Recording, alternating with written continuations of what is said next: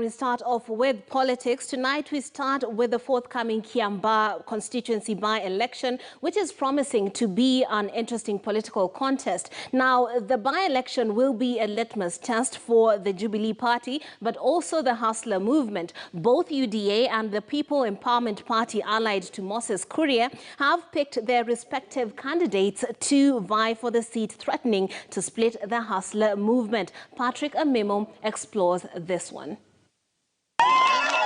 The United Democratic Party, UDA, Friday unveiled John Njuguna Wanjiku as its candidate for the Kiambaa constituency and Kamau Thumbe for Muguga ward. The People's Empowerment Party, PEP, that is associated with the Gatundu South lawmaker Moses Kuria and which recently floored Jubilee in Juja by-election, will be fielding Raymond Kuria Mwaura, a US-based businessman. Raymond Mwaura has contested before in Kiambaa. On Wednesday, we will present our candidates to IEBC. My candidate is a gentleman named as Raymond Kuria. He's vied before, I mean twice before he's vied in that constitution, so he understands it very well. I look forward to delivering the first ever pure diasporan member of parliament, if only in recognition of the $3 billion that this country receives every year in form of remittances from the diaspora. The decision by both UDA and PEP to field candidates in Kiambaa could result in a fallout due to sibling rivalry.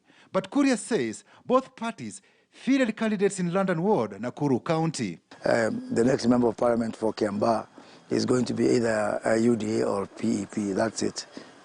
So there's no danger even of losing the seat. And Jubilee cannot win in Kiambaa, no way. The Hustler nation in Kiambaa will be split into two, giving a through pass to Jubilee. The UDA and PEP will split, and so Jubilee will have a slightly easier time than it had in Juja.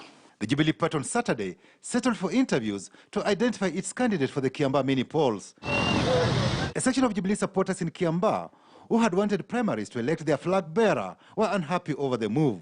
We are the major stakeholders hapa Kiambaa. Tumesema sahihi, hakuna kuangalia chama tena. Watupatie haki yetu, wasichukue haki yetu. Both Juja and Kiambaa are in Kiambu County, President Uhuru Kenyatta's backyard.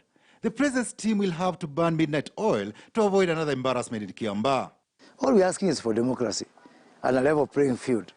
But we have got our strategies and our tactics to lock Jubilee out of Kiambaa. The politicians on the ground are feeling the Jubilee Party, and especially the president, is giving people from Harambee House, the technocrats, more say in political matters, especially on the ground, than they deserve.